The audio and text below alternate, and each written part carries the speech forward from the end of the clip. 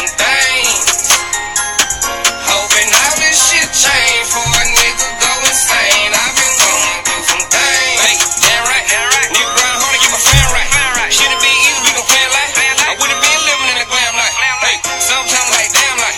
But me giving up down sound right. So I keep my head up and work the ground like. Cause a nigga blind number when we down right.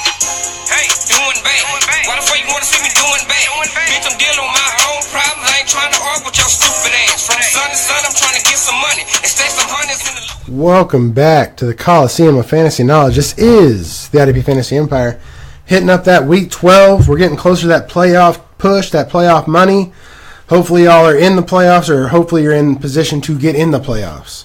Because right now is crunch time, man. Right.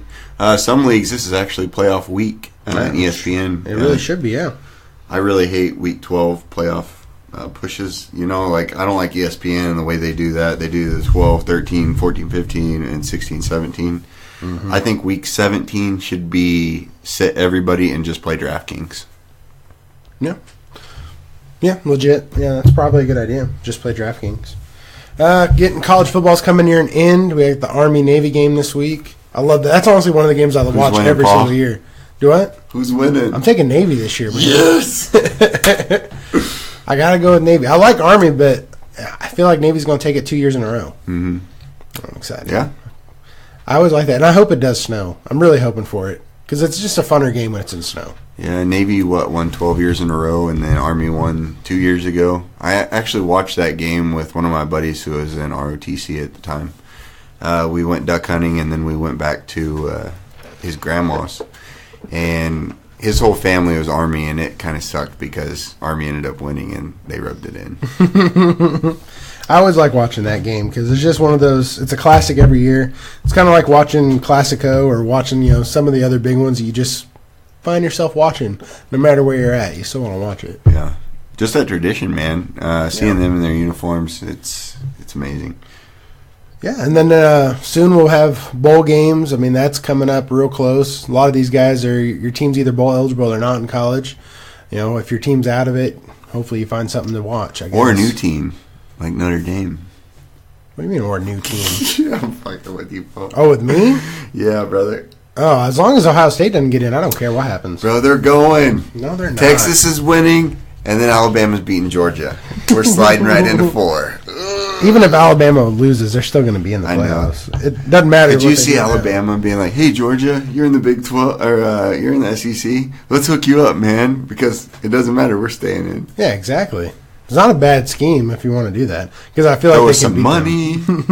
You know how the SEC is. Throw us a couple Citadels a couple times a year, we'd be good to go. Mm-hmm.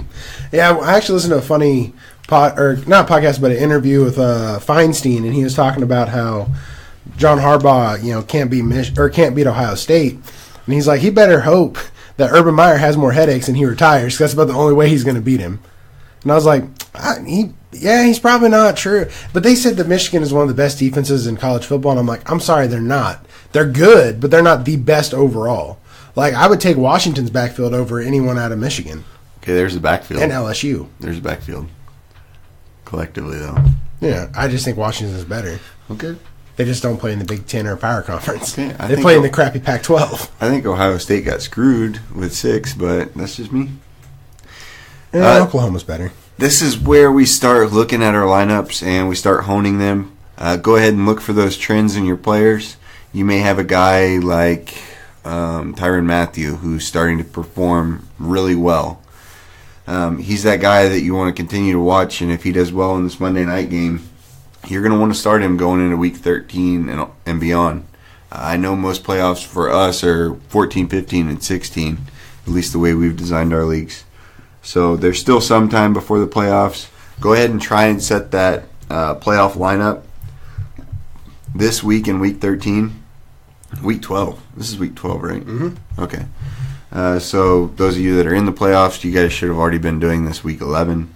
The buys are now over, so those of you that have had that unfortunate event where every week you're dependent on one of your key players, it should be time to move on from that, and you should have a full roster ready to go.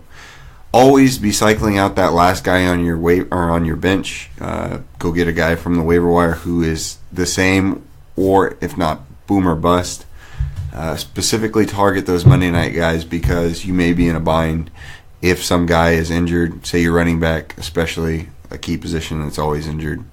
You can go get that guy that you can stash away and then maybe play if something happens. Yeah, for some of you dynasty guys, this is a good time to try to find maybe a prospect you want to go after at the off season, or if he's out there in the waivers for some of you other leagues. This is a time where you can really start watching your guys. Because if you're out of the playoffs, for those of you who aren't in it, this is a perfect time to start scouting for who you want.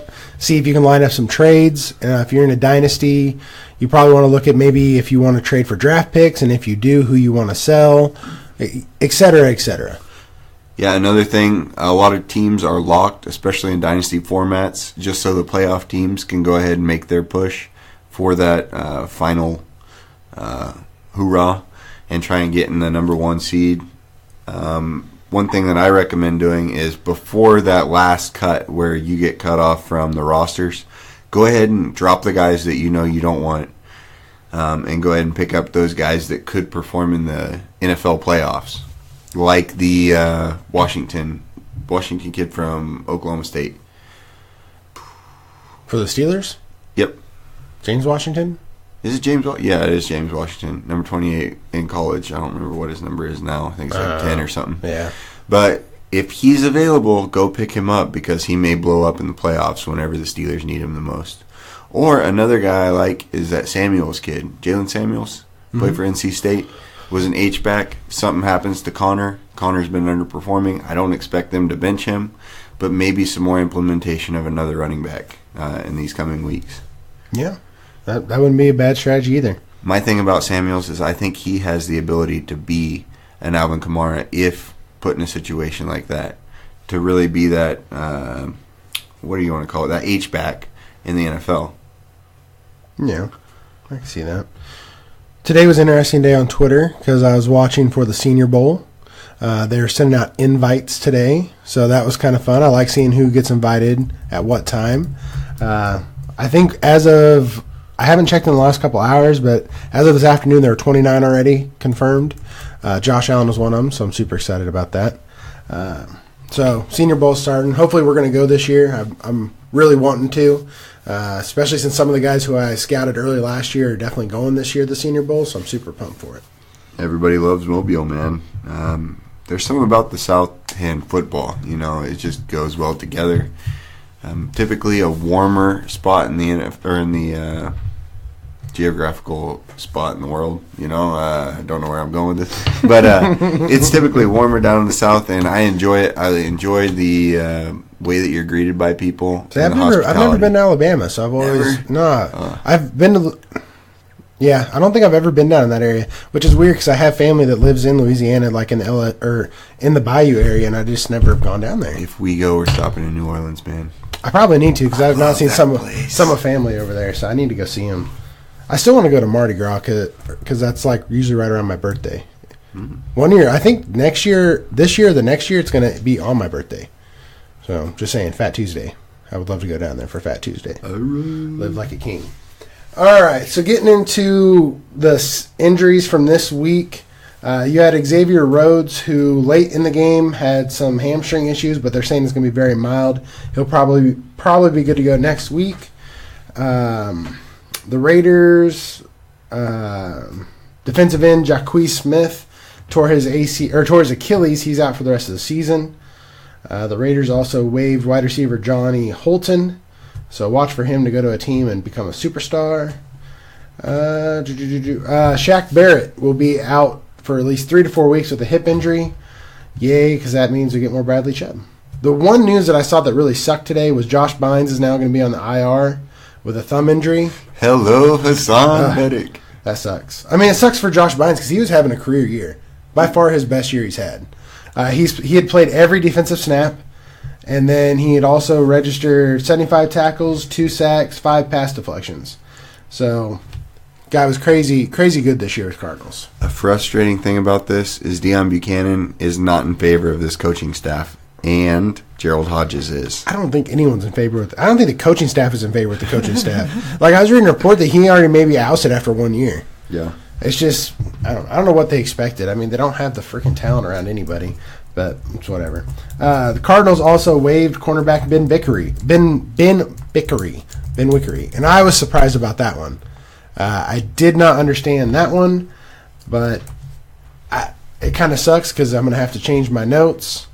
So, because I was going to say to take him next week. So, I think someone's going to pick him up, so I would watch where he goes. Honestly, he was that guy that I mentioned last week on how he's going to go to the fucking Packers. But how well that we've been thinking he's been playing well all season. Yeah, I was surprised, and I don't know. I guess they're saying that he'd become a liability, which he did give up a touchdown, in this last week's game to the Chargers, but that whole defense is giving up touchdowns to the Chargers. Yeah, I have an unfavorable take, and it's that they play their safeties up way too close to the line.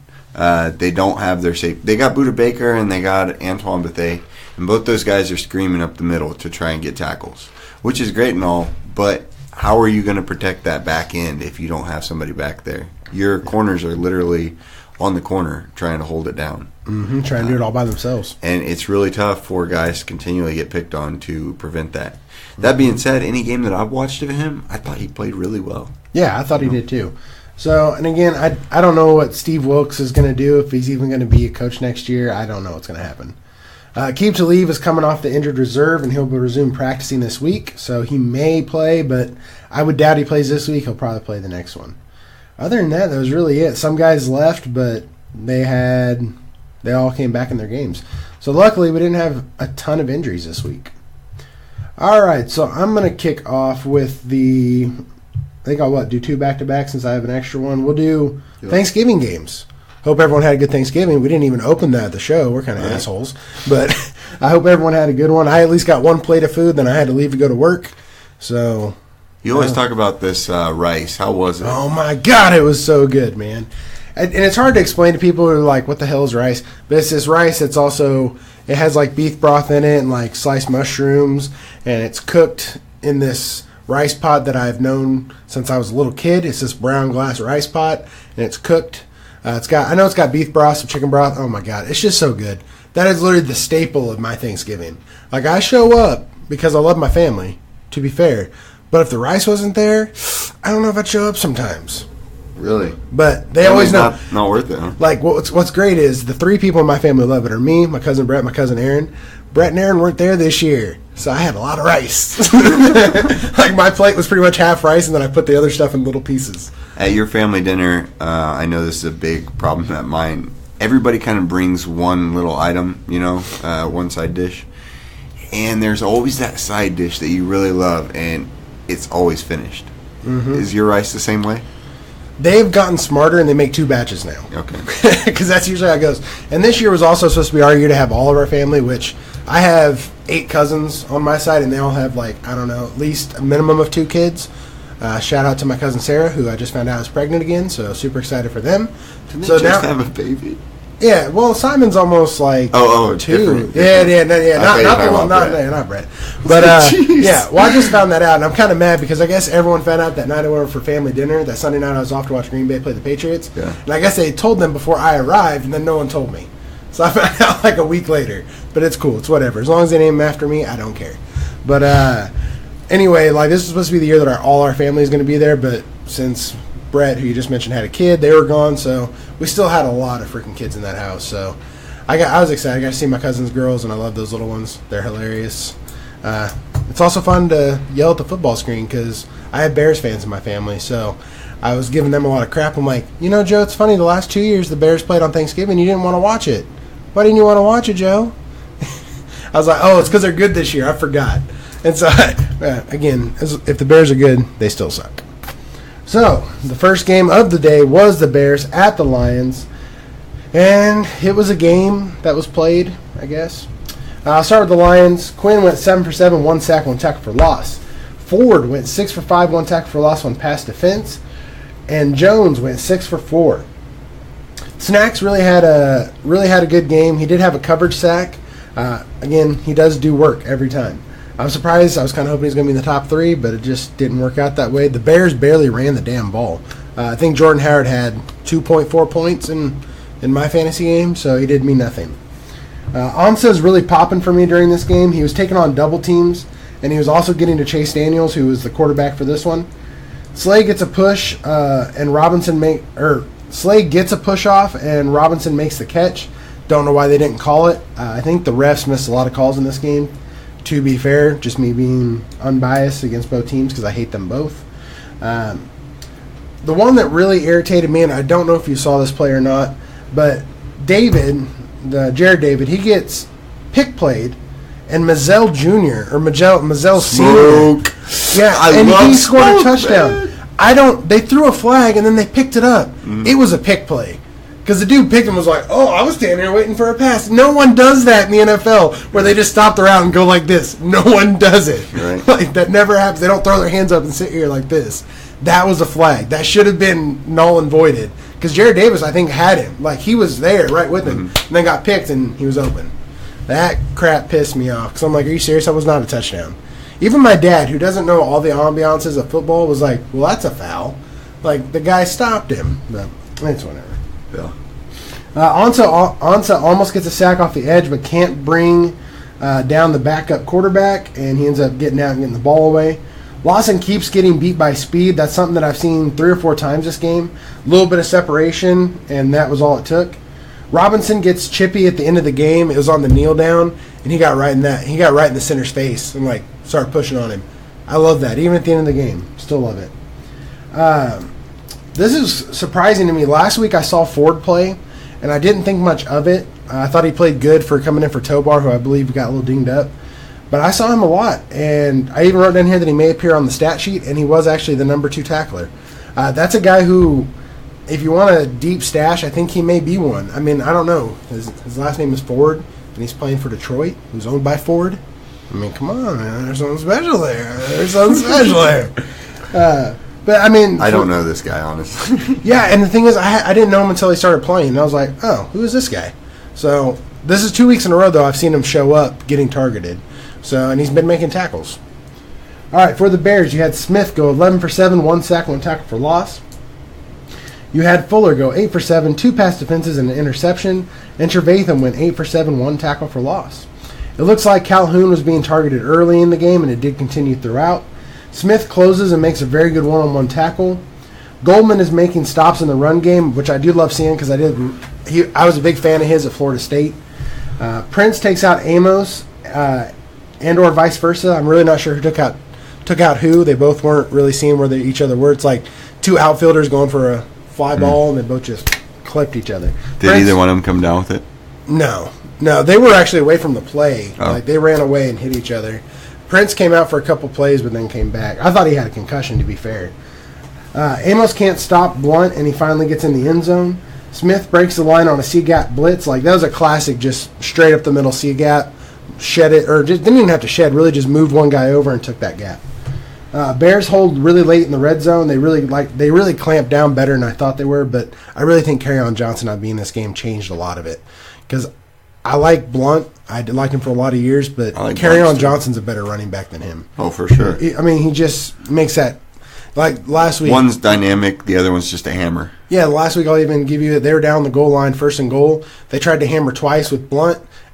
Didn't get anything. Right. And then they brought in Kerryon Johnson. He just jumped over the pile for the touchdown. Yeah. You know, just 2 completely different people. And Blunt did that in this game, too, where they got down the goal line. They just kept hammering him the ball and hoping he's going to get in.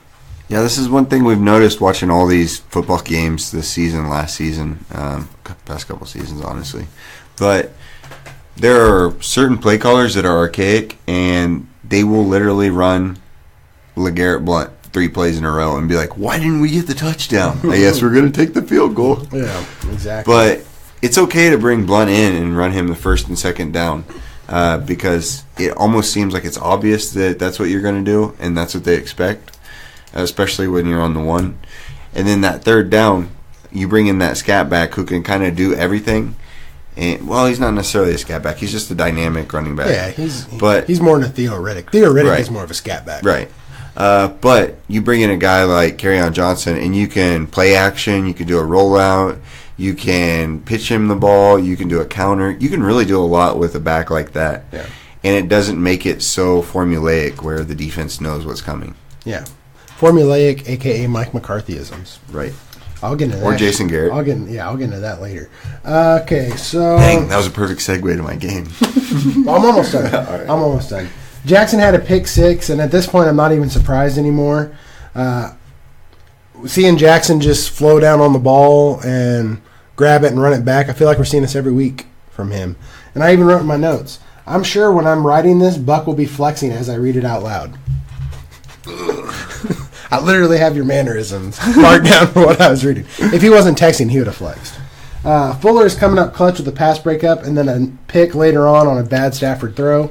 We see Stafford make these throws. I feel like he's becoming more like Eli Manning as the years go on. Real quick, didn't hear what you were talking about. I'm assuming you talked about Eddie Jackson. Yeah. God, I love that dude. He didn't even pay attention when we were like 2 feet away from each other. Like less than 2 feet away. Sometimes, you know. I'm just trying to set up that Madden game later on, you know. I'm not popular on Snapchat. I'm sorry. The Bears' next game is at the Giants. Did I write that down right? Yeah, I did. They're at the Giants. I don't know. You should probably have the Bears players that you're going to have. Calhoun is the only guy that may be out there and available, but he's the only guy who's getting targeted. Is that all you got? That's all I got. All right. I've got the Redskins and the Cowboys. There was a female line judge. How many times have you seen that? Like, every game? You have seen it every game? Yeah, there's one lady that's on a crew, like... Yeah, I see her every once in a while, but I love seeing that. I actually had 2 games with female line judge. Really? You had 2? 2 games. She may have done the Thursday, and then she may have done the Sunday. I was like, I thought there was only 1, unless I'm crazy. I don't know. Not enough flags. For the Redskins, Allen goes 5-9 with the sack. Preston Smith goes 3 of 8 with 1.5 sacks. Foster goes 2 of 8. Norman goes 5 of 6 with a pass breakup. Payne gets a sack. Kerrigan gets a half sack, and there were no interceptions by the Redskins. Okay. So Norman was tested often and early in this game. At the end of the game, he was specifically on Cooper with safety help. That's because Cooper took 2 to the house. I don't know if you saw that game. Amari Cooper went off, bro. Ugh. Which I love seeing as a former Oakland Raider fan. Just because I'm like, just in spite, I'm like, you deserve this, John Gruden. And then I was hoping Khalil Mack would have went off this weekend too. Just so the Bay Area could have called him stupid. Swearinger is finishing plays with swagger and authority. This is what we've always seen from Swearinger. He's really chipper this game. I love seeing that. One of my favorite players to watch for the Redskins. My favorite player is Brown. Him and Foster both look phenomenal at the linebacking position this week and previous weeks this entire season. Brown has kind of been one of those slow to rise guys, but he's finally coming along this season. Deron Payne almost forces a safety. Dak just shakes him off. Preston Smith is doing well with an ancillary piece for Kerrigan as he rushes the passer. So Preston Smith was on the left tackle, and he's rushing the passer, and then he sees that Dak is coming towards him. So he kind of goes towards Dak, and Dak steps back. When Dak steps back, Ryan Kerrigan comes up from behind and tackles him. The entire game, Preston Smith was throttling the left tackle of the Cowboys. It looks like he was a liability. Dunbar was roasted twice by Amari Cooper. He's playing really tight-hipped. Dunbar's never really been one of those corners that I've been impressed with. You too, Paul? Yeah, he's all right. He's all right. He's not a Josh Norman who's been hit or miss in the past couple of years. True. Brown almost runs Cooper down when HaHa and Fabian Monroe get spun out by Cooper. Next week, the Redskins are at the Eagles. I'm going to pick up Preston Smith. He's been productive the past 2 weeks, and this is typical of pass rushers. They typically have a strong end to a season just because those offensive linemen are getting worn down. We see that in fourth quarter of games, and we also see that in the fourth quarter of seasons. I know earlier this season we talked about the whole 4-quarter segment, like every 4 games is a quarter of the season. And typically we'll start to see more running backs get more points as we go on throughout these last 4 weeks. The Eagles have struggled to protect Wentz as of late, so Preston Smith is going to get at least a sack. Tackles, who knows? For the Dallas Cowboys, Heath goes 7-9 with 2 pass breakups. Vander Esch goes 7-9 with a pass breakup. Jalen Smith goes 6-6 with the sack. Anthony Brown goes 4-4 with the sack and a pass breakup and an interception. Lawrence gets a half sack. Crawford gets a half sack. Wood gets a pick, and Lawrence actually gets a pick to himself. Jalen Smith caused a forced fumble. He almost forced a blocked punt on special teams as well. I wasn't expecting him to be a pass rush or a punt blocker on there. Uzier drops a pick that falls right into his hands. He reminds me a little bit of a little brother that is constantly picked on by the family, the Cowboys, and his friends, the rest of the league, all while he's quietly lifting weights in the offseason. Sounds a little bit like a personal story. Right. He was very productive in college, and he was a shutdown guy at Colorado. I don't know about you, Paul, but I haven't really given up on Awuzie. But this season and last season, I wasn't a really big fan. Well, I understand that. I like Awuzie still. He's still one of my favorite guys to watch. Anthony Brown only appears to be in blowout games this season, showing some productivity. Crawford causes a big pass breakup on third down. You love seeing that, especially from the guy that's not your franchise tag player. Lawrence almost registered another sack, but he ended up diving and missing. Who was their quarterback? Colt McCoy. Mm-hmm. Next week they're against the Saints. Everybody that should be owned, all the defensive backs, are already owned. I expect Leighton Vander Esch to go off. I expect Heath to have a great game. And Jalen Smith, probably not. Probably not as high as what Leighton Vander Esch has been playing at, because we haven't seen that from him all season. So no one really to add. No, that's all I got. Yeah.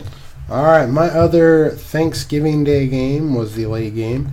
I had the Falcons at the Saints.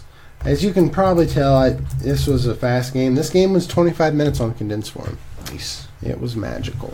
All your games are kind of fast this week, Paul. Yeah, no joke. No shit. I don't know what it is. I think, honestly, everyone's running the ball now, so games are a lot shorter, too. Right. Did you have any 45s? Any 40 pluses? Nope. The highest was 35. I had a lot of 35s. We thought the Dolphins game was for sure going to be a long one.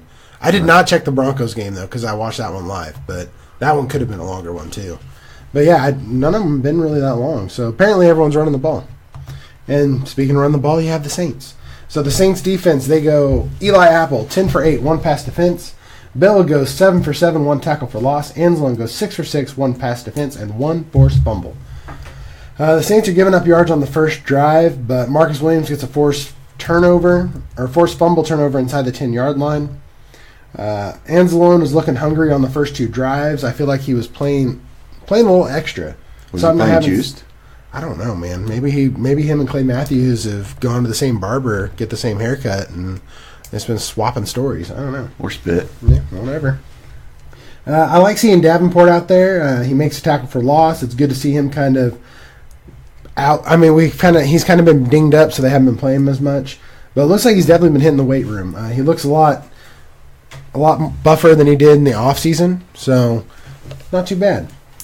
Jordan is looking like he's going to have a good game this time too. I just felt like the Saints Saints defense was attacking, and that's what you have to do when you have such a good offense. Is you have to just attack. Let's see. Anzalone clips Jones, who's in the air, to force a fumble. You can't ask for a better looking turnover than that, man. You just can't from anybody. Ridley gets open on the fourth play inside the 10-yard line for a touchdown. It was basically one of those, the play lasted just too long. They couldn't get to Matt Ryan soon enough. Klein gets a deflection interception. Jordan gets another sack later in the game. P.J. Williams comes on a blitz and licks Ryan from head to tail.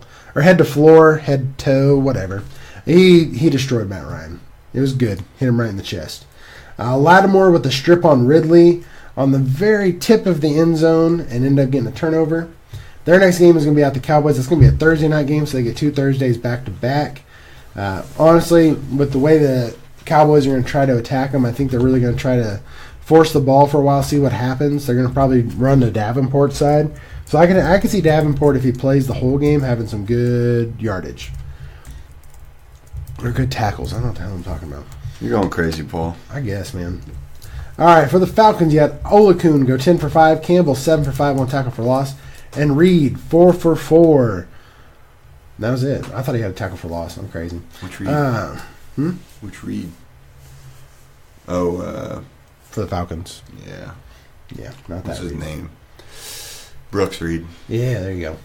Kamara was tearing up the middle on the first drive. How the hell I didn't get more fantasy points, I still don't freaking understand. I'm still pissed off about that. Because he was tearing them up every time he touched the ball. But yet, 4 undrafted free agents fucking steal all the damn touchdowns. You know what the narrative is with the Cowboys fans? I'm sure you can probably guess. We're going to torch the Saints, man. Get out of here. Go back in the hole you were in for the last 16 years. Just crawl back into the gutter where you live. Or the past 5 weeks. Yeah, no shit. You know? Y'all were screaming for everyone to get fired. Now you're all like, "Oh, you're the best. Get the hell out of here." Super Bowl or bust. God, get out of here.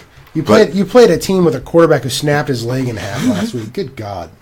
They're probably going to get roasted by a bunch of undrafted wide receivers. And I think the big names will score in this one. All right, you had Tack with a sack on a rush attack. I've written this 2 times in a row, 2 weeks in a row. Tack McKinley is really coming on late in this season for me, and I love watching him play now. What happened with his helmet to the head? Did you happen to see that? I don't know, man. It was weird. I don't get it. I saw that on Red Zone. I was like, what? Or not Red Zone. Were you actually just watching the game? Thursday night. Yeah. I like Tack McKinley, and I'm really starting to see him pop more in the last 3 weeks that I've watched the Falcons games. So I think this is a guy who may be coming on late and may help make a playoff push. Dynasty, is he buy low? Do you see him It really getting depends. better? Oh, yeah, I definitely see him getting better. I don't think he has a lot of competition on that inside either. What about him, Bruce Irvin, and Vic Beasley? Do I think Bruce Irvin stays around, though? No. Okay. Vic Beasley, he's good, but they still... I feel like they utilized him well, and then they decided to move him positions. Yeah. And they're like, all right, we're going to move you back. But now, when they moved him back, they don't have Dontari Poe, which they had. They don't have Campbell, which they used to have. Those guys would create those spaces. Dude went Patriots. So I said Campbell. Campbell. Yeah, isn't that his name? The dude who had 6... Or Claiborne. Claiborne. Sorry, I don't know why I said Campbell either. Yeah. But Claiborne. I know who you're talking about. I just remember the big, bulky dreads. That's how I remember who he is. Yeah. He had 5 sacks against the Cowboys? 6. 6. Yeah. You're getting close. That was insane. I was getting closer. I even went up 3 and then 2, and then I should have just went 1 more.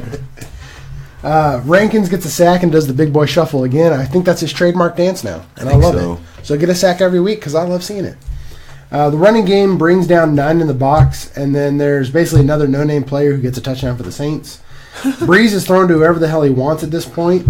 Arnold with a touchdown over Nukes. I can never say his name right. I just don't care.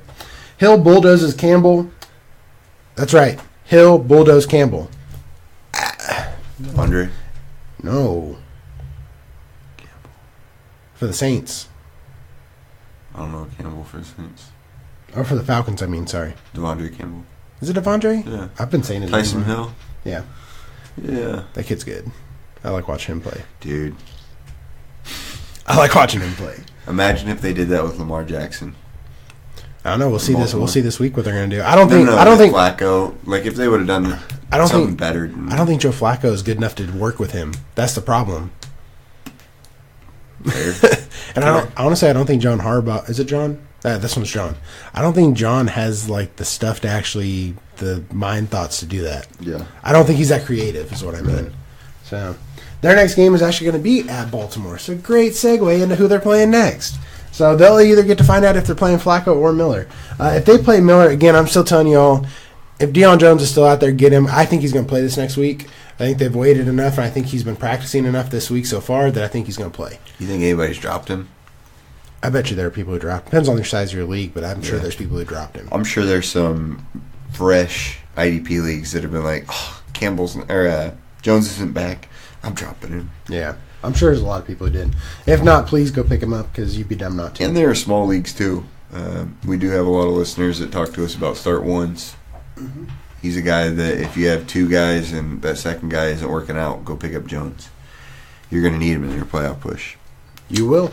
All right, I've got the Browns versus the Bengals. I am secretly becoming a Browns fan. I've kind of been a Browns fan for a while. I've always asked to take the Browns games. At least we know the buck never upgrades. Is that an upgrade? I can't say that much because Green Bay has the same damn record. I think did the Texans just score on defense? I'm not quite sure. For the Browns, we've got Schobert going 6 of 8, Buddy Calhoun going 5 of 6, Peppers going 4 of 5, Carey going 3 of 5 with 2 pass breakups, Zettel going 2 of 5, Garrett getting a sack, and Randall getting a pick. I love the play that we've seen from Randall this season. He's throwing his body at the ball carrier. He ends up intercepting the ball and handing it, or looking over to his left and handing it right to Hugh Jackson. Mm-hmm. Did you see that? Oh yeah, and then Hugh Jackson kind of took it, patted him on the head, and then put the ball in the way. Dude, there was so much shade, and I want to talk about that at the end. All right. Just about Baker Mayfield. Yeah. Later on, he comes screaming through the C-gap and then gets sidestepped by Mixon. Mixon's just that talent, bro. Ogba ends up recovering a high snap within the 10-yard line. Jamie Collins breaks on a ball, and he drops a pick six. It was sad. At this point, the Browns were already up, 28-7? Mm-hmm. The game was in hand. He was like, you know what, we don't need it today. Zettel is cross-facing offensive lineman to make contributions every play. This is a guy that was a marquee player for the Lions last 2 seasons. He's gotten hurt, but I think he's one of those guys that I'd be picking up next week against the Texans. Kindred ends up having a pick, but there's roughing the passer that negates it. Garrett ends up blocking a kick, and Carey blocks a kick. He is proving to be a liability on defense. I don't see the Browns firing him. Maybe pick up Ben Wickery, though. Mm-hmm. Ross and Denzel Ward were both beat by Dalton. Dalton never threw it. Oh, they were beat, but Dalton never threw the ball. Next week, they're at the Texans. Again, Anthony Zettel is going to be my play. I expect him to have 2 sacks next week. Bold predictions. For the Bengals, Vontaze Burfict goes 2 of 8 with a pass breakup. Williams goes 6 of 7. Dunlap goes 3 of 6.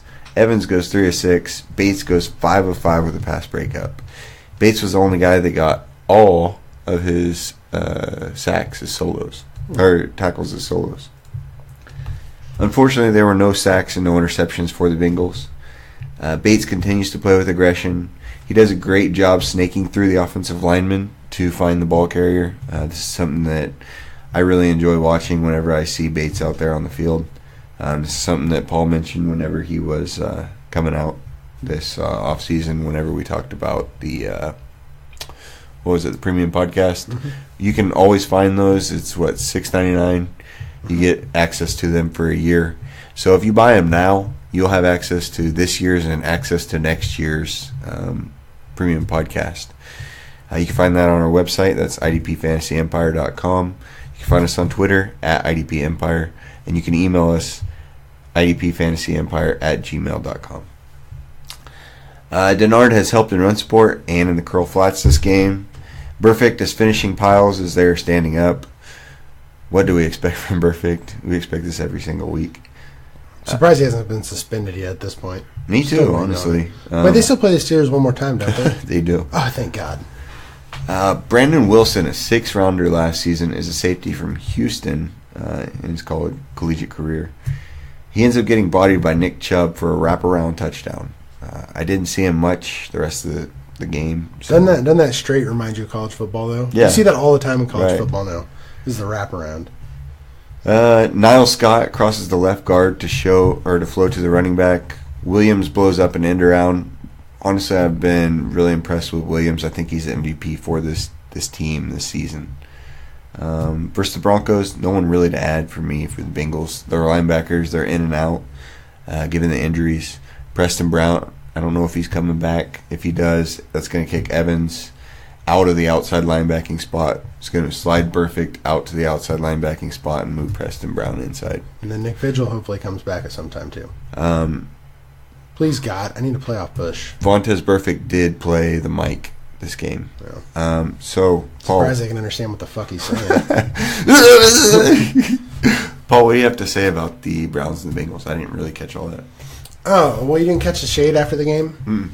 All right, so whenever the game ended, Hugh Jackson tried to go up to Baker Mayfield and say, oh, hey, and he was like, hey, and so they had this weird handshake where Baker gives him like the soft left, and like he's trying to shake it. Left hand like this? No, not the left. He gives him the right, but he gives him like that soft hand, and you can tell it's a soft hand shake. Yeah. And then like I think Hugh was trying to go in for the back tap, like everyone does, and like Baker just kind of like backed up a little bit, so he just kind of tapped him on the head, and like Baker look on his face is like, I don't want anything to fucking do with you, man. Like I don't want to talk to you at all. Yeah. And so they interviewed him after he did the press conference.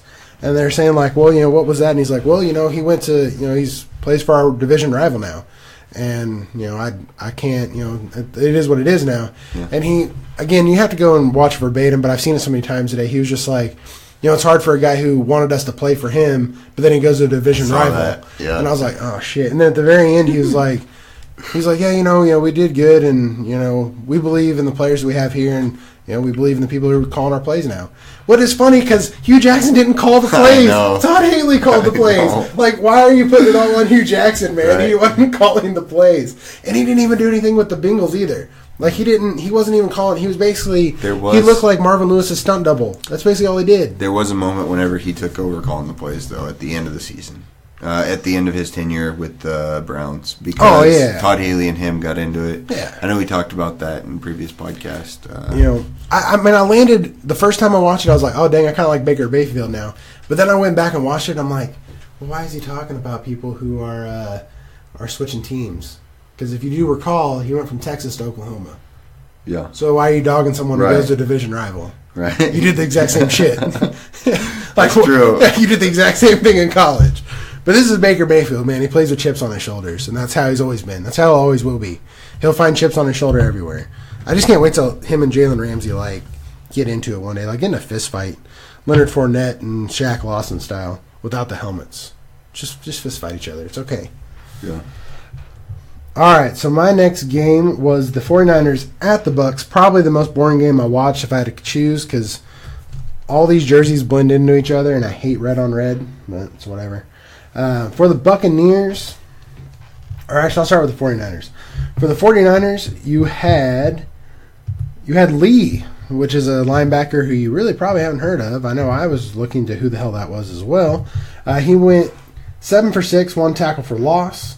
You had Warner going 7 for 6, 1 pass defense, and Tart going 6 for 3, 1 tackle for loss. What I liked about this game is, for defensive-wise, I really think that the 49ers still have a really good defensive line. I feel like they really still need to utilize it more. They need to figure out something. They need to figure out how to blitz a linebacker, blitz a cornerback, blitz somebody to get some pressure. Simply, that's what they have to do at this point if they're going to get any better, which, they're still in a rebuild process, so we shouldn't expect that much. At least I don't expect that much.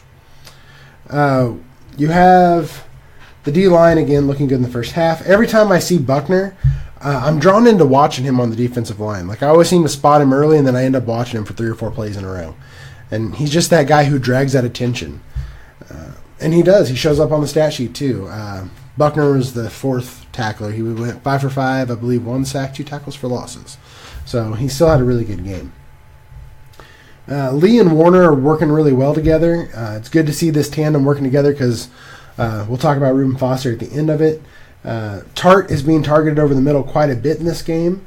The 49ers need a turnover, but they just could not get any turnovers. I really have limited notes for them because they just didn't do much for me. The one news that came out is Sunday, Reuben Foster, again, I guess we can still say allegedly because I haven't seen any pictures, so I don't believe unless I see pictures. But he got arrested on domestic violence with his ex-girlfriend again. Apparently, reports are is that he grabbed her and hit her in the head twice, is what I heard. He went to jail, got bonded out. His current girlfriend was like, oh, thanks for everyone for praying for him, and had that shit on Instagram, which is stupid. And then they did release him today, which was kind of expected.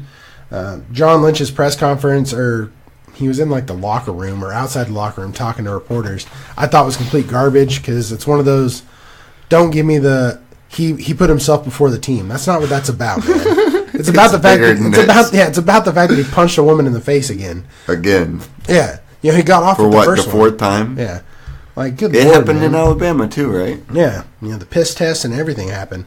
Honestly, I think, who did I read I think Ian Rappaport said it, but he's like, he basically duped the 49ers, you know. I don't know where he's going to go. I honestly feel like he'd be a perfect fit for the Raiders. You know, it's a linebacker that can tackle. I don't know if anyone's going to take that risk, though. I honestly don't think anyone's going to pick him up anymore. He may be done. His career may be over. I don't think he's actually going to legitimately turn the table. I don't see him doing that. You don't see him going to the Raiders? No, I can see him going to the Raiders. Yes, we always wanted you. We really wanted to draft you the whole time. Well, they could. I mean, probably a discount. But Reuben Foster is one of the guys that I did draft, and then I traded him, and you know, I kind of regretted it for a while, but now I really don't regret it. So, did you feel like you were pushed into drafting him because Riddick wasn't there? Yes and no. Honestly, I'd seen enough through like combine work and stuff that I did like him. I thought he was going to be, and when it said he was going to go to the 49ers, I'm like, oh hell, who the hell's there? Nobody. So he's going to fit in just perfect, and he's going to get tackles. So that was opportunity, and he's had opportunities, and I think his opportunities are done now. All right, for the Bucks, the home team, you have Whitehead going 11 for 10, 2 pass defenses. Johnson going 6 for 6, 1 pass defense, 1 interception. Vita Vea makes the top 3 with 4 for 4, 1 sack, 3 tackles for losses. JPP goes 3 for 3, 1 tackle for loss, 1 sack. And then McCoy had a sack, and Nassib had a sack. So 4 sacks on the team. So pretty good. What are your thoughts on Nassib? He's growing on me, man. He has his games. He's never going to be a top tackle producer, but he's a guy who can get a sack every once in a while. So if you got that high point sack league, it's not bad to take a risk. He reminds me a lot of kid from Ohio State. We talked about him. Plays for who's he play for? How about Hubbard? Hubbard, yeah. Plays for the Dolphins. The Bengals. Bengals. Yeah. I think Dolphins. All right, so Do you see kind the of laid me hanging. similarities? I thought you were going to between keep those two? talking. No, do you see the similarities between the two? Always that guy that's helping out the team, but not necessarily the fantasy producer. Yeah, I could definitely see that. But may go off randomly. Yeah, it may have like a random game where he has like 10 points, and you're like, what the hell is this? Right. Yeah. Vita Vea was looking really good. He was getting pressure consistently in this game. Bucks get their first turnover in 8 games with a pick in the end zone by Smith. JPP gets another sack. He's still playing well late on in the season. Whitehead is playing in the box and in coverage. Devontae Bond was the top leading linebacker. Yuck. Yeah. But David was out. Quan's gone. Quan's gone with IR. Yeah. There's like nothing. And they don't have Sitchy. Sitchy's not there. Just think if Sitchy was not hurt, man, he'd be eating. He'd be eating stats, man. Pisses me off still. Grimes and Whitehead combine and barely stop a touchdown. Johnson with a late pick to help seal the win for the Bucks. Their next game is going to be versus the Panthers.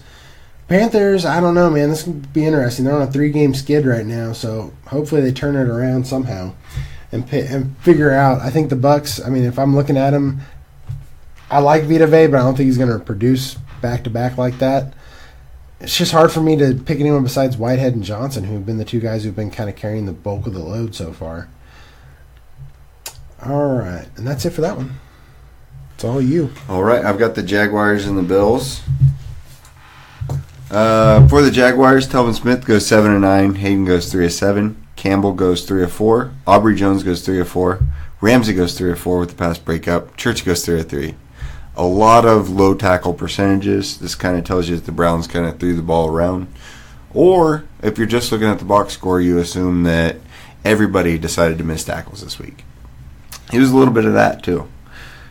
Gibson whiffed on the tight end for a big gainer. How do you like that segue? I thought it was perfect. Gibson ends up punching the ball out deep downfield when the wide receiver high points the ball and tries to come down with it. As the wide receiver's like bringing it down above his head, Gibson just punches it. I freaking love seeing that, man. I love seeing D-backs play like that. We talked about it in the pre-draft process with Denzel Ward. That was one of those things that I was like, this is technique football, you know? Mm-hmm. But we also love those flash plays like Josh Jackson, one of those debates that you see whenever you go back and view our premium podcast. Leon Jacobs and Eli Inken, don't know who that is, are in a lot. It looks like the Jaguars are not pleased with Brown's play at outside linebacker. He's been one of those guys that Paul and I have both talked about his poor performance and how we don't think that he should be a starter in this league. Ramsey had a pick, but it was called back for illegal contact. He legitimately nudged the wide receiver out of bounds. That was it. No. Do you think that should be called? No. It's just ticky-tack stuff, man. And I'm really surprised this wasn't the female line judge. I just went there. I'm kidding. I just threw that in for comedic purposes. Allen roasted this defense for a 35-yard scamper. Just making sure the listeners are listening, man. Overall, the Jags tackled poorly and didn't finish plays. Exactly what I alluded to in the beginning. You see how I bring the intro back to the conclusion, and then we're ready to talk about who they play next week, and that's versus the Colts. Aubrey Jones has flashed the past couple weeks for me. I'm going to go ahead and pick him up. Again, we talk about the Colts and how they have been protecting Luck so long. We saw this week that they gave up quite a few touches to Luck. For the Bills, Poyer goes 9 of 10 with a pass breakup and an interception. Alexander goes 7 of 8 with a sack and 2 pass breakups. Edmond goes 7 of 8. Williams goes 4 of 7 with 1.5 sacks. Johnson goes 4 of 5. And Milano ends up getting a pick. Jerry Hughes tries to sack Blake Bortles, but he gets barrel rolled out of it. Edmonds has closing speed that is top notch on quarterback scrambles or dump offs. This is what we saw from him in college. He's finally looking like he's getting his wheels underneath him, and he's playing a lot better. Eddie Yarborough looks mismatched on the edge. There's little fantasy value here, so if you're looking deep at the waiver wire, don't pick him up. There are better options. Jordan Phillips came up big on a goal line push. He just jumps over the edge. The very next play, he ends up cross-facing the right guard and makes that tackle.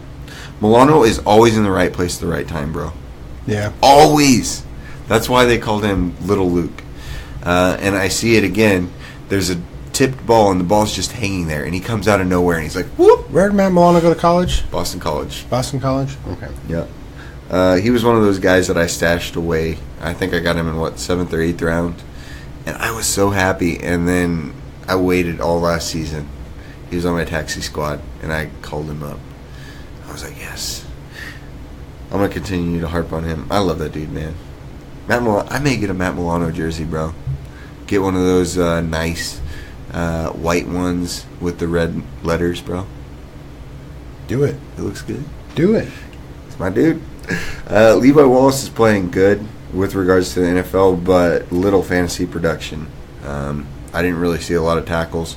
I saw him shutting down angles for the opposition so they couldn't run all the way up the field. They would run out of bounds, or other people would come and make that tackle. The left offensive linemen, they were all brand new for the Jags. I find this interesting because the Jags actually made a move to start what quarterback? I'm pretty sure you saw it. Kessler. Cody Kessler. And they fired their offensive coordinator. What's funny is he thought he was Right. going in to talk about how they're going to game plan and see if they're going to bench Blake Bortles, and he gets fired. Hilarious. I've got a whole different take on that. The defensive line, forced hurries, tips, stunts at the point of attack, they played really well. The Bills Battle of the ball. were hooked up by their punter most of the game. Next week, the Bills are at the Dolphins, and Jordan Poyer has been up and down this season, although I'm going to go ahead and pick him up against the Dolphins. So my thing about Blake Bortles is I see a lot of drops from his wide receivers. Who was it? Allen Robinson, yeah. He had quite a few drops from Blake Bortles, last season? Mm-hmm. You see it a lot this season. They really don't have these premier wide receivers for the Jacksonville Jaguars. There are a lot of third or later wide receivers with regards to draft class or draft rank. But especially whenever you're bringing in these offensive linemen on the left side and they've never played snaps together or in this lineup, it kind of makes you wonder if it's the offensive line and the poor wide receiving crew, if they're making Blake Bortles look bad. I know that a lot of people have talked about his throwing motion, but his throwing motion is no longer the problem. He's cleaned it up. He's cleaned it up, man. I think Blake Bortles is one of those guys. I wouldn't say necessarily on the Pat Mahomes because Pat Mahomes doesn't have a great throwing motion. Pat Mahomes can throw the ball a country mile, but he does not have the cleanest delivery of the football. You know, his biggest thing is he can get the ball in uncanny spots, which his guys are elite talent. You know, you've got the Travis Kelce's of the world, the Tyreek Hills, the Sammy Watkins that can be freaks for this offense. He doesn't have that. So I think counting Blake Bortles out is one of those things that I see another team taking a stab at him, and I would hold on to him if you're in a dynasty. Do not drop him. There will be an opportunity to trade him whenever he goes to another team. But if you're low on quarterbacks, go ahead and keep him for the long haul because he will get signed somewhere. Where do you think he goes? I could easily see him going to the Giants for cheap. I'm surprised the Giants didn't trade for him. I think I mentioned that. Maybe they were like, we'll just get him for free. That organization hates him. They just paid him, too. That's the crazy thing. They extended him. 2 years? Yeah. I think they had plans of getting a quarterback in the first round. But, whenever, who is it? Who was their first round? Taven Bryan comes around, you just got to take him. That's very true. All right, my next game up was the Raiders at the Ravens. R&R, baby, R&R. For the Ravens, you had Mosley going 8 for 7, Judon 5 for 3, 3 sacks, 2 tackles for loss. Onwuasor 5 tackles, 5 total, 3 solo, 1 tackle for loss. Smith is kind of looking lazy in coverage early on in this game, and it kind of proceeded to the second half as well. Mosley was looking hungry on the opposite side of that, and he obviously was a top tackler, so apparently I was right. Didn't look up the stats till I was done watching this one. The Ravens are disguising their packages and waiting to switch, and Carr cannot compute. It's like a robot being like, do not compute, do not compute. Judon gets 3 sacks in 3 consecutive snaps on defense. Word. And then he runs out of the tunnel like Forrest Griffin. Some said Bo Jackson, I say Forrest Griffin. But it was Forrest Gump. It was the third down, right? Yeah. He runs right out. He thought it was the 4th down. The game was over. He just runs down the tunnel. And he even said on an interview, he's like, I almost slipped in the tunnel. He's like, it's not smart to run in the tunnel with cleats on. Because you kind of see him do a little stutter step. And I'm like, bro, what if he messed up his hammy or messed up his knee doing that? You know what I mean? Pretty basic Ravens defense in the second half. I like Weddle faking a blitz and then shading across the wide receivers and or Cooks. Later in the game, Judon gets a forced fumble sack and Suggs runs it in for a touchdown. After the defensive touchdown, the Ravens were blitzing from all angles. They had the lead. They had nothing to lose. Humphrey had 2 pass breakups, and both came on third down, something I've noticed that teams, for some reason, throw to Humphrey on third down, and he breaks them up. Their next game is going to be at Atlanta. I'm not going to jump on the Judon train just because he had one really good game, because next week he may go back to having 2 points. So the guy I really like is Humphrey. I think Matt Ryan's going to test him. I think Humphrey's probably going to play a lot on Calvin Ridley. And then I think Smith is going to try to cover Julio Jones. They'll probably switch at some point in time. And then Humphrey will be on Julio one-on-one. So we'll see how that goes. I think that'll be an interesting matchup. For the Raiders, you had Whitehead going 14 for 8 and 1 pass defense. Joseph going 8 for 9 and Nick Nelson going 5 for 3. The Raiders D-line seems to capture my attention most of the time I watch the Raiders games. Arden Key is using his speed to create pressure, and I think, honestly, it's going to pay off later on in this game. Whitehead is a tackler on this team. Every play, it seems like he's there. I keep seeing his number everywhere on the field. Gilchrist gets a pick. Nelson gets a pick. Key made another play where he makes a tackle in the secondary. He's basically rushing, sees that the play is going to be connected, and then he takes off back into the backfield. This is something we saw him do in college. On our premium podcast, we break that down about him too. Melvin is still solid in the secondary. He has the tools in his toolbox, as some people would say. I've liked him all year. Nelson is having a good day by keeping close and causing redirection on his wide receivers. The Raiders honestly just need an offense that could capitalize on the 2 turnovers they had. If they could have capitalized on the turnover, this game might have been a lot closer. Right. If they had like a D1, like a almost Heisman, like wide receiver, somebody that could have possibly been if he would have got a little bit more numbers, or maybe like one of those like Alabama wide receivers, something like that. They need more of like Randall Cobb. That's what they need. They should just trade for Randall Cobb. Or Jordy. Their next game is going to be at home versus the Chiefs. I think Whitehead will get probably to be the tackle leader again, but there's no one who I'm rushing out. If Arden Key's out there, I'm going to probably, in a dynasty, I'm going to stash him. I think he's well worth it. I really liked him. I feel like he's back to his college ways when he was healthy, so wouldn't be a bad ad. All right, that's all you got? Mm-hmm. All right, I've got the Seahawks versus the Panthers. For the Seahawks, Wagner goes 4 of 11. Flowers goes 6 of 7. McDougal goes 4 of 7 with a pass breakup and an interception. Thompson goes 3 of 7. Coleman goes 3 of 4. And there were no sacks for the Seattle Seahawks. The read option is killing the Seattle defensive ends and the outside linebackers. There was a big stop on a 4th down near the goal line that kind of changed the tide for the Seahawks. Jerron Reed does a great job on slanting penetration and then crossing the face of the offensive lineman. Really, I mentioned a lot of crossface. I don't know if I'm getting excited for wrestling or what. Calitro is playing well in Wright's stead. When is Wright coming back? We keep hearing next week. Are you even going to start Wright when he comes back? Am I going to start him? Like, my thing is, if you own Wright and you're like starting the playoffs, are you going to feel comfortable starting a guy that's been hurt?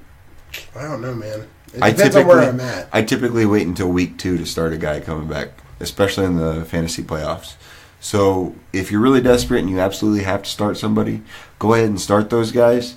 If you're not forced to and you have a decent option, go ahead and start them. That's always my suggestions for playoffs. I've been really impressed with Calitro playing in the clutch situations. Frankly, the entire defense has been playing well in clutch situations. My problem is these guys are not necessarily fantasy relevant. They're better football players than fantasy players.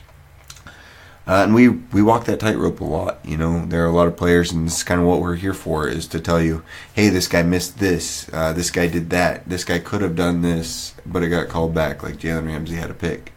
If you started him and he got that pick and it didn't get called back, you would have had a different day. And if you're on the backside of all those plays, you probably had a bad day. But again, this is why we do this, and this is what we're here for. Shaquille Griffin is falling down, getting beaten coverage. Really not the same guy that we remember from last year. I think you've mentioned that a couple times this season. Yeah. Does it hurt him that he's spending more time with his brother? Does it hurt him? Yeah, does it hurt his play? Do you think it's hurting him? Obviously, these guys are brothers, right? Yeah. They're professionals. Do you think these guys are spending time together, which is causing problems? I don't think it's causing problems, honestly. For some reason, I said this the other week, I think Shaq is gaining some weight. I don't know what exactly.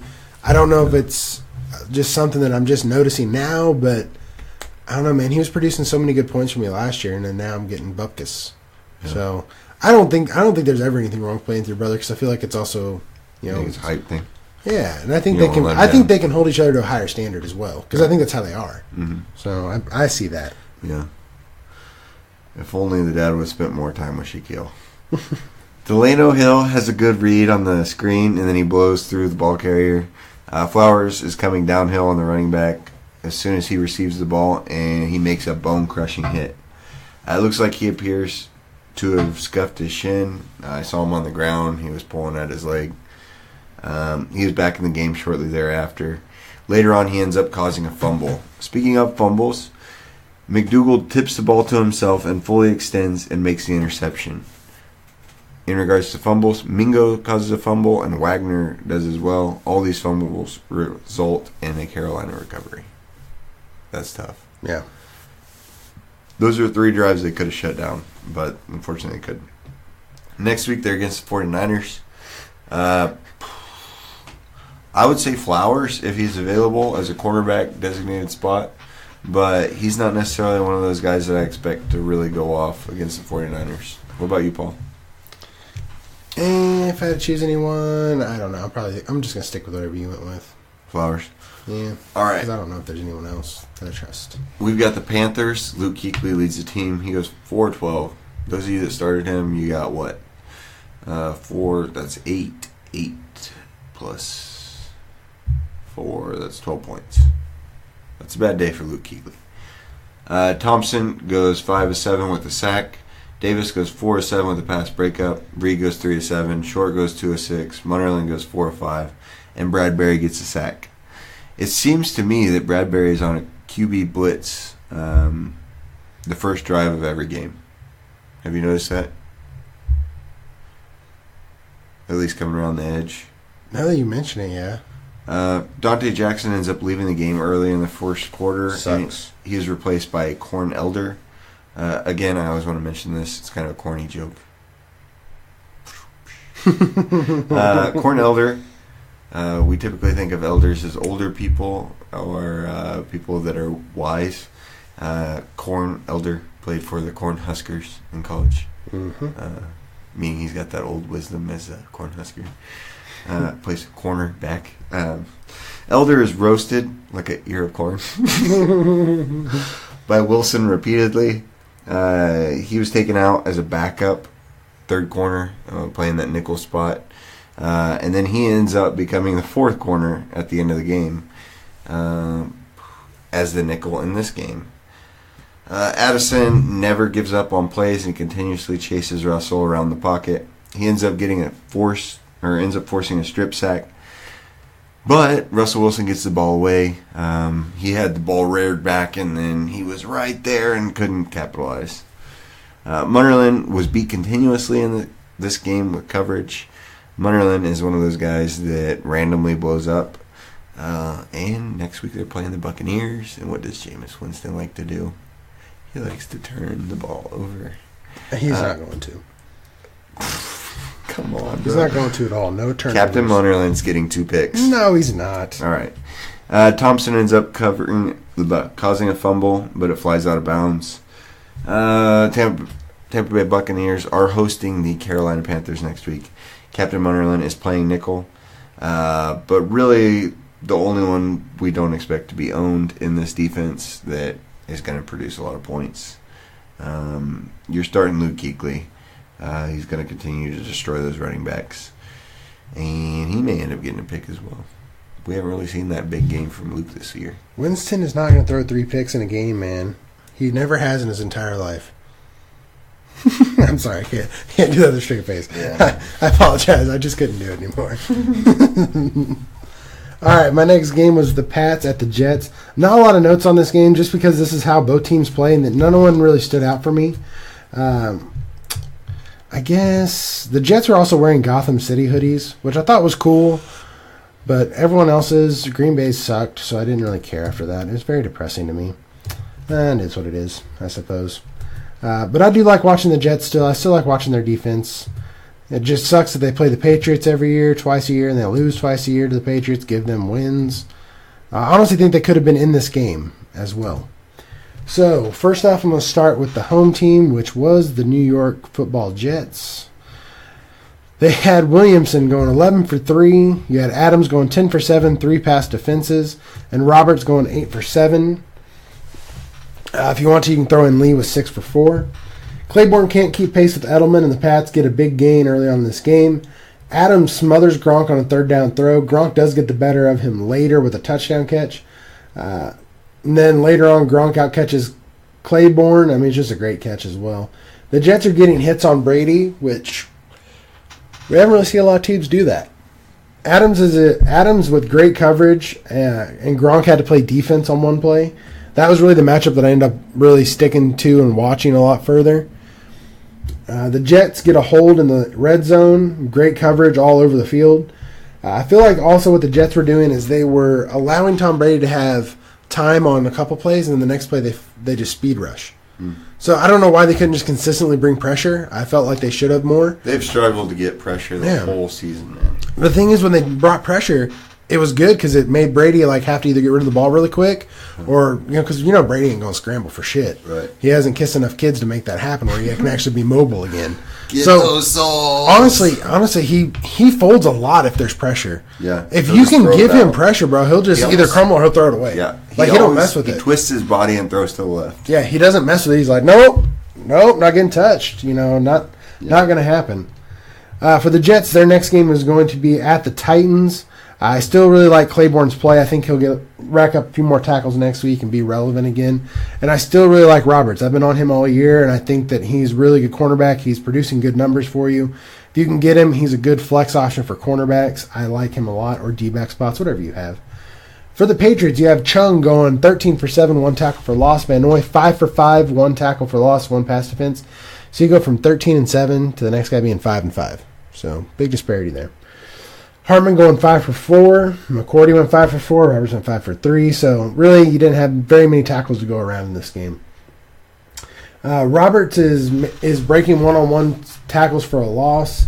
Heard the announcers crew say that this crew, the officiating crew, has called the most penalties in the season. Guess whose crew it was? Ed Hockley's son. Yeah, there you go. Hawk Jr. No freaking surprise there. There were a lot of penalties that were... Some of them were stupid and some of them were very questionable. But yeah, they call a lot of penalties. They don't let him play very much. Gilmore gets a pick as McCown was hit when he threw. Brown is really plugging up the run. He explodes off of dump-offs as well. Van Noy bats the ball around at the line. I was really impressed with Brown. Again, I don't even think he showed up on the stat sheet. He may have had like 1 tackle. I don't even think he had registered a tackle. But Brown is a guy who I really like watching on the D-line. He creates space with his arms where he does this weird thing where, or I don't know if it's really weird, it's just something I've learned from him, is he'll push straight out and push his guy back, and then he'll do like a quick bench press. He'll like pull down, pop back to try to get that extra like juke and get the offensive lineman to jolt back. And sometimes he uses it when he draws back when the running back gets the ball. If he sees the running back gets the ball, he does that move and then pushes and sheds. So I think it's awesome if you can do it. Like, again, those guys bench press a lot, so I'm assuming they can bench press an offensive lineman. So, I mean, it's a great technique that I don't see very many people using, but I think it's a pretty good one. I think, some people should adapt that and really learn from that technique. Their next game is going to be home versus the Vikings. I'm going to probably say that Jay McCourty is going to probably get some more tackles this week and be more relevant. He was only 3 for 2 this week, but the Vikings he's probably going to be the one on Thielen, and Thielen's going to be the one who gets the ball. Yeah. That's all you got? Yeah, that's all I got. I didn't have a lot from this game. All right, I've got the Giants versus the Eagles. For the Giants, Collins goes 8-9. Riley goes 6-6. Tomlinson goes 5-5. Ogletree goes 2-4 with a sack and a pass breakup. Thomas goes 2-4. T. Davis gets 1 sack, and Edwards gets a sack. There were no interceptions for the Giants. Surprise there. Yeah, no. Right. Davis is getting a lot of playing time in the nickel. He blows right by the screen with no regrets, is what I put. Mario Edwards Jr. is now a Giant. Did you know that?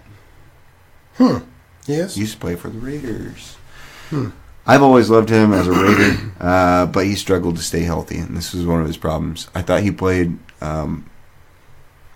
honestly, as like a Khalil Mack Jr. I always thought he played really well and was underrated. Again, if he can stay healthy. Riley saves a big run, and he is continuously minimizing yards after catch. Throughout the game, there's a heavy dose of Landon Collins. No surprise here. B.J. Hill almost intercepts the ball. It's one of those where the offensive lineman kind of like spread away from him, and then the ball just hits him in the chest, and his hands are right there. Kind of like, who's the guy from Varsity Blues? Shoot. The guy that eats the pancakes. He goes on a puking rally. Bubba, yeah. Webb played for 7 teams and was out of football for last season. Did you know that? I did not either. I heard that in the commentary. I was like, oh, that's an interesting little nugget. He comes downhill and run support. I really love seeing him whenever the ball would be dumped to the flats. Really blowing a lot of people up. He has continued to flash the past couple weeks, but his coverage is pretty piss poor. Next week, the Giants are versus the Bears at home. Riley has played well in the past couple weeks. He may be owned in half or medium-sized leagues. But get him and start him with confidence next week because Mitchell, that Trubisky is going to throw to half the field, and that is going to be Curtis Riley's field. For the Eagles, Corey Graham goes 6 of 7. Gruger Hill goes 6 of 7. Bradham goes 2 of 7. Jenkins goes 5 of 6 with a pass breakup and an interception. Devontae Bowsby, never heard of him, have you? Oh, yeah, for sure. Last week he was a stud. I think he was top 3. He goes 5 of 6. I've never heard of Bowsby. Nathan Gary goes 3 of 5. Another Cornhusker. He's a safety playing linebacker. I actually had him on my team for quite a while, but he did nothing. So he went 3 of 5 this week, and he got roasted. Wait, did you just make a corn and then a roasted joke at the same time? Earlier I did, Okay. but I did again. I thought you did. I don't know. It's not even fair time, bro. There's no corn like right now. Anyways, the Eagles get burned playing that Los Angeles Chargers third down shell. You know what I'm talking about, Paul? Yeah. It's where they all back up to the line to gain, and then they just play downhill whenever it's dropped off, and like 6 or 7 guys just funnel to this one spot. Mm-hmm. Jenkins ends up forcing a 2-point breakup. He's serving as a cleanup crew for inexperienced play of fellow Eagles. I don't remember where I heard this, but 9 defensive backs played this game. Wow. That's quite a few whenever there are 4 that are starting. They have a lot of injuries. Sounds like Green Bay's backfield. Right. What about Bryce, bro? We'll get into him later. Ew. Sullivan was an undrafted free agent that was signed from the practice squad week 7. He got beat repeatedly by most of the wide receivers for the Giants. One time there's a play-action flare to Barkley. Play action, and then he reads down for the run. And then as he comes down, Barkley just wheels out, and then he ends up getting the ball for a touchdown. No one was out there. He was completely burned. Gruger Hill balls out to finish the game, and he comes up clutch. This is one of those guys, again, we talk about those situational players. Not necessarily the every down fantasy stat getters that you're going to expect. Bowsby is a magnet on Odell Beckham the entire game. I thought he played him really well. I was impressed. So if he goes up against a good wide receiver next week, I think he's going to have a lot of opportunities to convert those tight coverage plays into tackles or missed opportunities for the Redskins where he gets a pick. Cravon LeBlanc. You ever heard of him? Cravon LeBlanc. Oh, isn't it that French dish? Goes with escargot? No. Caviar? He was in the corner spot late in the game. Just thought it was an important note for next week. He may get some playing time. I don't know if you're in that deep of a league where you're starting like 20 dudes on IDP. I've never heard of one, but if you're in that league, go ahead and start Cravon LeBlanc. You may get some points out of him. But only if you're in a 20 deep league. Interesting stat. How many times do you think Barkley touched the ball in the second half? I don't know. Just a random guess. 30. Barkley touched the ball 4 times in the second half, leading up to the final drive, where he touched the ball 1 time. Result, Giants lose the game. And then Odell's complaining about not getting the ball. Right. So the Eagles are versus the Redskins at home, and I'm going to pick up Bowsby in a deep sleeper because he isn't well known. He was top 5 tackler last week too. Nathan Jerry is a sleeper because he's playing safety with a linebacker designation. So you may get some points for that in the nickel. Go ahead, Paul. All right, my next game was the Cardinals at the Chargers. Chargers are wearing those lovely blue uniforms. It was so nice, man. It was so pleasant to watch. I really, really enjoyed this game. What should I start with? I don't want to start with the Chargers. Should I start with Arizona? I'm going to start with the Chargers, I think. Yeah, I'll start with the home team. Honestly, this game became a blowout, became really boring in the end because they pulled the starters with like 12 minutes left in the third for the Chargers. Not surprising. Phillip Rivers tied the completion record, consecutive completions. That's how good Arizona's defense was playing. What was it, 28 to 29? Yeah, and then he went 25 in a row. Mm-hmm. So, yeah. That was from the last game, too. Yeah. I know. I was just super bummed he didn't break it because the next one he kind of threw the ball when he was getting sacks. You're just taking the sack. Just sad. So James goes 7 for 5, 2 pass defenses, an interception. Brown goes 7 for 4 and 1 tackle for loss. Bosa goes 5 for 3, 2 sacks, 2 tackles for loss. For the Chargers, James is playing well enough to be considered one of the top candidates for rookie defensive MVP or defensive player of the year for me. James gets a pick in this game as well. Bosa almost looks back to form. I didn't really see a lot from him last week. I did notice some bull rush and a couple finesse moves that he does do. Bosa does have 2 sacks by the end of the third quarter. Ade appears to take a hit, but stayed in. It was kind of sketchy. I think we both thought he had a concussion because we were kind of watching that at Red Zone. I really want Hayward to get a pick 6, man. It's been a long time. I feel like I've been waiting all season for him to get another one. Nuwasu with a nice pass breakup. I would still like to see him out there more if they could work him in a little bit. I don't know. I feel like he's being punished for destroying that dude in the end zone and busting his head open. I feel like he's being punished for that. Chargers looked rough on the first 2 drives and then shut down the Cardinals the rest of the game.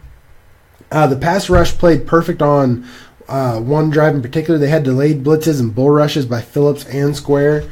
This is one of those defensive lines that's not going to get you fantasy points except for maybe Bosa, but these guys do a lot of good work. Square only had 1 tackle, but the guy works. He's a really good player, and I really like watching him play. I think he's a square. Circle gets a square. If he ever plays an offensive lineman named Circle, he's going to be screwed. All right, for the Cardinals, you have Hodges going 10 for 7, Kimdiche going 8 for 6, 2.5 sacks, 4 tackles for losses. Reddick goes 8 for 3.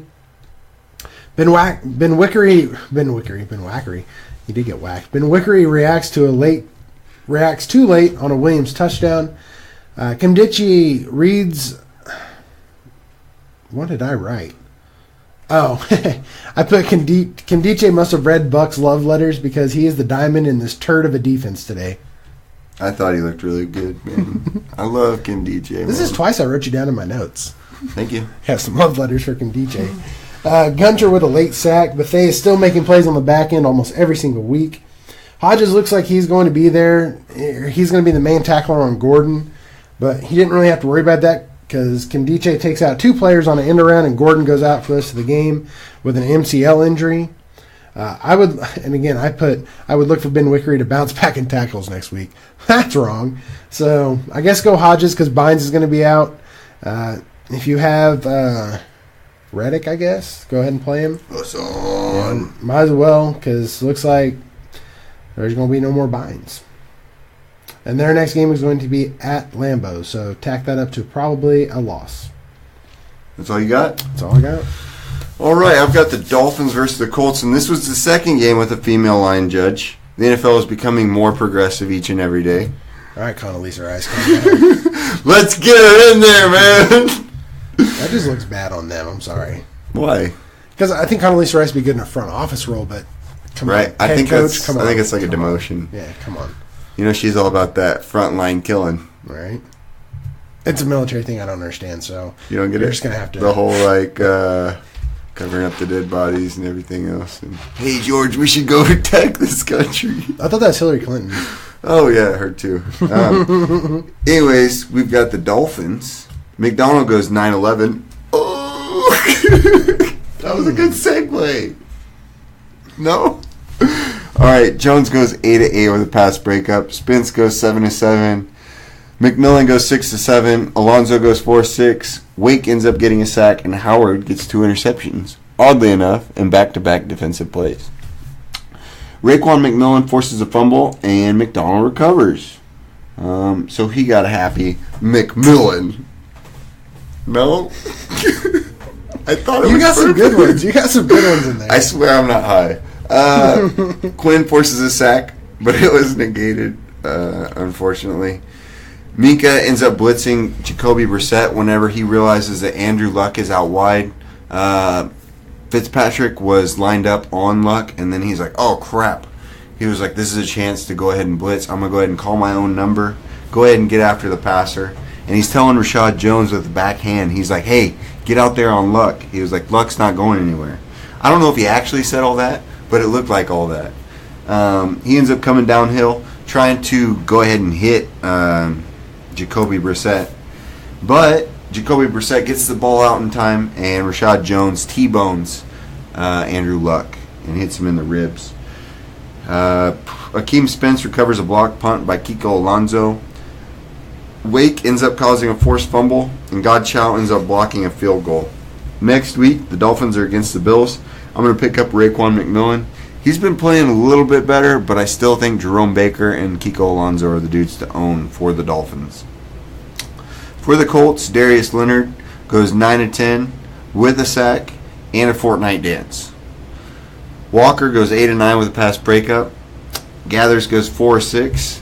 Mitchell goes 4-4, and Adams goes 3-3. There were no interceptions for the Colts, and there was the weirdest ending to the first half. Xavier Howard ends up picking Andrew Luck. Then Mike Mitchell forces a fumble for the Colts immediately after that play whenever the running back runs. And then Xavier Howard picks Andrew Luck again. These plays were in succession, and I thought it was strange that it was 28 seconds total? The ball goes boom, boom, boom, boom, The linebackers are playing assignment football. They're flowing through their holes. This is something that you expect to see from typical linebackers. Walker ends up jumping a hitch route, but he ends up dropping a pick six. He broke on it, and he was gone, man. There was nobody out on the outside that would have caught him. Quincy Wilson goes all out for an interception, but a linebacker bumps him selfishly trying to get the ball. I believe it was Walker trying to get that interception, but he couldn't get it. And Desir gets mossed by Leonte Carew. I believe we watched that. You got mossed. Right. Next week they're at the Jaguars, and if you're in a smaller league, go ahead and pick up Anthony Walker. Anthony Walker is coming along strong. I think Darius Leonard's covering up a lot of his blemishes, and Walker is able to flow downhill. Again, we talked about this dude and how he was posting a lot of hype videos and how he was getting into the whole training process this offseason. One of the smarter guys, again, coming out of Northwestern. I like to hit you with those little nuggets. Northwestern is a pretty smart school. Those McMillan Nuggets! That's my last game. All right. Well, I guess I have two more games. See, I should have done two back-to-back, I guess. All right. My game of the week, honestly, the game I enjoyed watching the most was the Steelers at the Broncos. Broncos playing with those sweet orange unis. It's a fun game to watch, man. If the Steelers could have just worn their Bumblebee uniforms, it'd have been perfect. I'd have loved it. For the Broncos, you have Davis going 10 for 8, Simmons 8 for 6, Harris going 6 for 6, 2-pass defense and an INT. Stewart early on misses a one-on-one tackle. Simmons was the second best story of this game. He had a field goal block, capped off several dump-offs, and was killing wide receivers over the middle. Roby had a good pass breakup. Juju breaks the Broncos with a 97-yard touchdown pass. Parker lights up the tight end on the goal line and gets a touchback for defense. Something we don't see that often, but it was for sure amazing.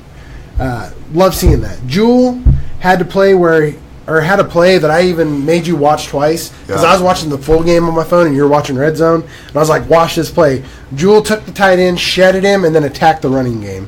Love seeing that. We see Van Der Esch do that a lot now, so a lot of good stuff there. Von gets a late sack in this game. Roby hit Connor and got a forced fumble, and Stewart recovered. But to us, I think Harris was the story of the game. What is so funny? Keep going. No, just read it out loud at this point. I can't. God, you're killing me over here. All right. Harris, for me, is the story of the game, the defensive lineman. But a little backstory you didn't know since you were talking about Nuggets. He is the proud new papa of a baby girl who was born on Friday before the game.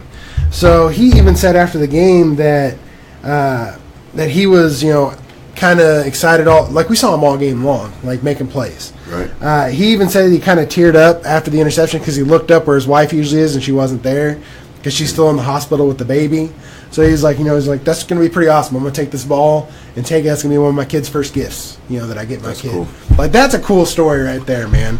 Yeah. That's awesome. You can't write anything better than that. Yeah. If that had just been in the playoffs, you know what I mean? Just a playoff win, that's just a cool story.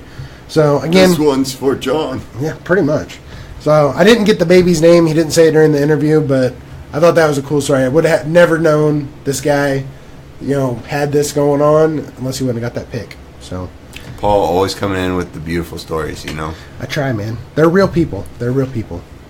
The Broncos' next game, as Von Miller say, is we're on to Cincinnati. Did you see that press conference? Mm-hmm. Oh my God! He said they had a ticker. He said this is a great team win 4 times, and he said on Cincinnati 6 times. It's like he was, and they won. The thing is, it sounded like he was just channeling his inner Belichick. He's like, we're on to Cincinnati. Like SportsCenter even cut Bill Belichick's face on him whenever he's like, we're on to Cincinnati. It was so funny. I was dying when I was watching that. All right, for the Steelers, you had Edmonds going 8 for 8, Bostic 4 for 3, and Fort, F-O-R-T, goes 4 for 3. Edmonds seems to be the guy that matches up with the devil in this one. I'm talking about Philip Lindsay. And Lindsay's basically taking him down to Georgia. I got it. Okay. The devil went down to Georgia. I'm not seeing a lot from the Steelers in the first half. I didn't have a lot of first half notes. They just weren't impressing me in the first half. The Steelers let Lacrosse go twice, the tight end, and he gets in the end zone on the second time. Williams gets pressure up the middle. The Steelers then start bringing pressure in the second half, and you could tell it definitely shifted the game. Later on, Hayden gets roasted. The Steelers are on skates after the Connor turnover. That really changed the whole momentum of that game. Hargrave with a late sack to stop a drive, but it still wasn't enough as Ben throws that pick at the end of the game. Kind of sealed their fate. Their next game is going to be at home versus the Chargers. I'm excited for this game because I think the Chargers and Steelers always play well against each other. I'm excited to see how these guys play against each other. All right, my last game is the Packers versus the Vikings because I just had to take the Sunday Night Football game. So didn't really take notes. I just watched the game. There were several plays that stood out to me. There was one play in particular where Jair Alexander, I don't know, did you watch the Sunday night game? I didn't. I was watching film. There was a play where Jair Alexander pushed, was it Diggs? Yeah, you told me about that. Diggs and, it wasn't Thielen. I think it was Diggs and Treadwell. He pushes both of them back and disrupts the play. Like he just speeds in there, hits them both, and pushes them back. Like a ball. Just crazy. If I had to take any takeaways, I really think that our safety situation is now dire, and I think Whitehead sucks. I wasn't super bummed when he got hurt. I wasn't that surprised either. And what else I was going to say about the safeties? Oh, yeah, we don't have any. Campbell ends up being the leading safety. For the Packers, you have Martinez going 13 for 6. You have Campbell going 8 for 5. Jackson going 8 for 5. Campbell didn't even start this game. You had Alexander going 7 for 6, 1 tackle for loss, and Morrison going 7 for 3. Just not enough, man. Defense just wasn't getting turnovers. There's not enough of a pass rush right now. Honestly, Kenny Clark is the best thing going on this defensive line. Montavious Adams, I thought, played really well. If you look at even Lancaster, who was in there, and Lowry, who was in there, those guys played really well. Lowry got a sack. He went 3 for 2 and a tackle for loss. Just wasn't enough.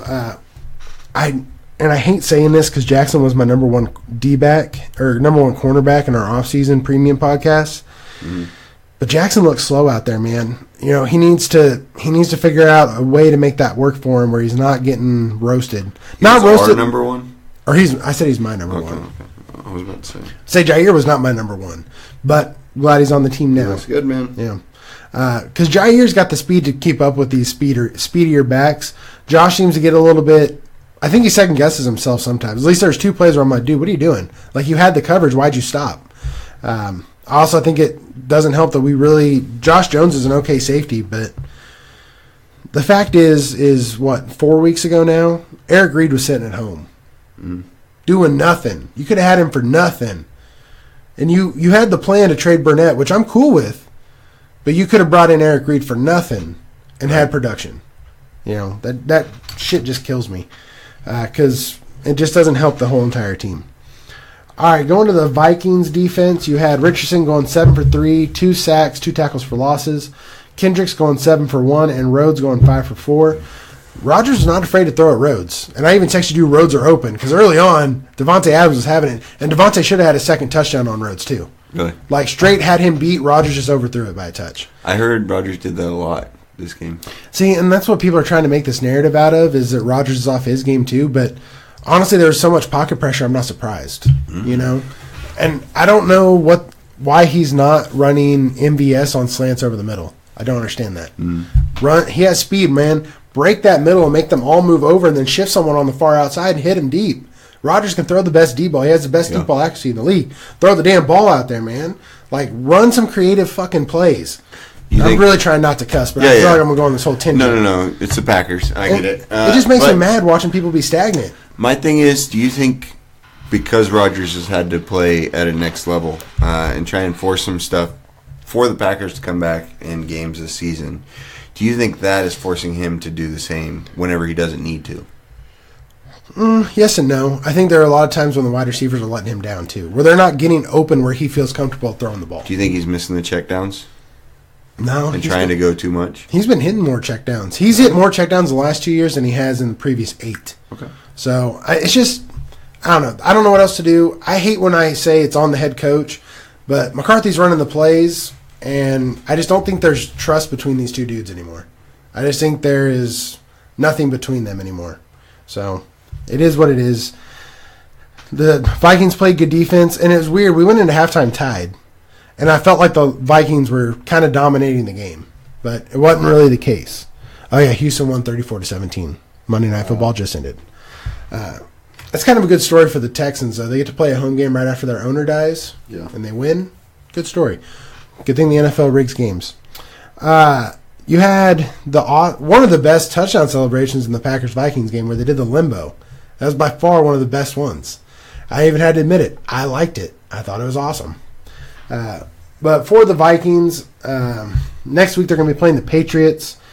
I think Anthony Barr will have a bounce-back game passing-wise because he's going to be that guy who's going to sit in the middle. And I still really like Daniil Hunter, and I like watching him play. I think he has really good talent. Later on, you had Rhodes go out, and Holton Hill actually filled out for him. So I think they got some trust in Holton Hill, and I think he's going to keep building upon his rookie year. Next year, they'll get Mike Hodges back. They'll still have some good rotation in this backfield. For the Packers, there's really no one I recommend getting, honestly. Martinez should be had. Alexander should be had. Other than that, and Clark, I think, honestly, should be had.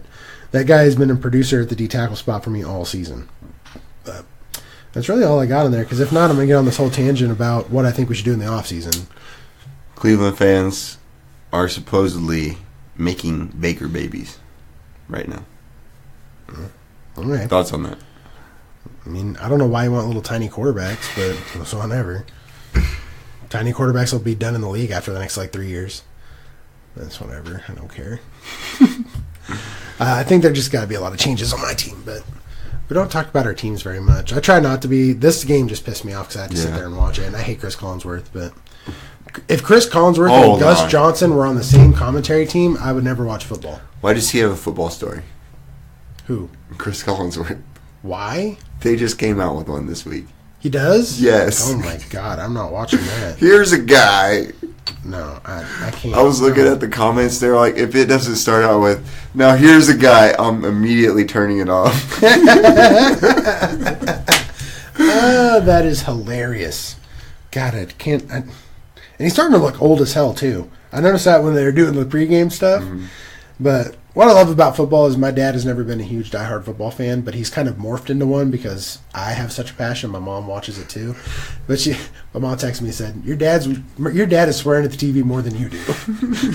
Because I can just see my dad's are realistic about the team. Like, he'll point out shit that they suck at, which I do now too. I'm just like, they suck at this. And I guess he was doing that the whole game. Of course, he did have to go out and work because the weather was kind of crappy here. So he was just at home being like, I got to watch them lose now. It sucks. We should just be done. We should start taking the Gruden method, tank for draft picks. I even tried to put in John. John. Try and win a game. I put in John Gruden as my waiver pickup for the Raiders, and I sent Buck was like John Gruden, and he's like laughing. I said, "Yeah, well, he creates the most opportunities for defensive players because their offense sucks." It's a pretty good pickup if you could do it. So for me, I'm kind of in the scouting mode now. So I'm ready to start on the college football process. Same. I'm excited. There's a lot of good players this year. I think this is going to be the pass rusher draft. Every year there's a certain group that's in there every year. Pass rushers and wide receivers. Yep. This is the year. They kind of had an off year this last year in both those categories, and now they're back. And I think there's some really sneaky offensive linemen, but I'm going to end up just doing a podcast on myself about offensive linemen. Just one about how much they affect the game. We can have a live read, Paul. You just talk about offensive linemen. Yeah, I think they're important. They're the unsung heroes of the NFL. You got to have that mortar, or else the building's just going to fall to shit. Mm-hmm. Speaking of offensive linemen, I watched the Browns and Bengals game. Billy Price went offsides twice. He's the center, man. He's the center. Well, I mean, who were we watching? And I told you that their offensive line, they don't even have a real center. I can't remember what game we were watching. Because I know I mentioned it to you that they're playing with 4 tackles and 1 guard. Was it Jaguars? I don't think it was the Jaguars. It was somebody, but they had a whole bunch of tackles playing in different spots. I thought it was hilarious. All right, so looking forward again. If you have any questions or you want to hit us up on Twitter, IDP Fantasy Empire, at IDP Fantasy Empire, and then the same with our Gmail, just at gmail.com, IDP Fantasy Empire.